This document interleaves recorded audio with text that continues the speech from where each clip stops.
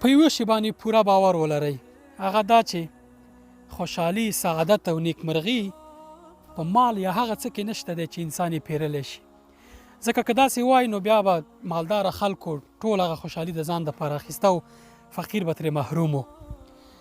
الله تعالی خوشحالي په داسې شیانو کې ایښودې ده چې فقیر هم ورته لاسرسی لري او مالداره هم. هر څوک چې هغه وکړي خوشحالي او سکون ترلاسه کولی شي. مثلا ته له خپل اولاد سره، ته له خپلې کورنۍ سره یو څو شیبې وخت تیری، دا تا ته د زړه سکون درکوي، ته پکې نیکمرغه کیدی شي. کله کله کور کې ناست یې له کورنۍ سره، داسې یو احساس لري لکه پاچا چې ملک چې ته یې.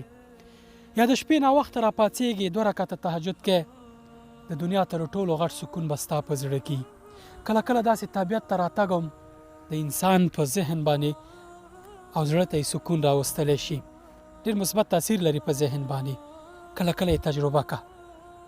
خوشحالي او سکون په هغه څه شیانو کې نشته دی چې خلک یې ارمان لري، بیا چې کله یې ترلاسه کړي دوی ته وکوچېږي ته دنیا کې پاتې شي. خوشحالي او سکون په ډېر وړو وړو شیانو کې دی. ډېر تشویش ورته مه کوه. که مالداره ډېر نه شوې، یوازې په هغه شیانو کې خوشحالي لټوه چې الله تعالی پکې نغښتي دي دغه سکون او خوشحالي، چې هغه کورنۍ سره خوشحاله وخت تېرول دی، عبادت دی او نورو سره مرسته ده، طبیعت کې چکر دی او نور دغسې ورته شیونه. السلام علیکم.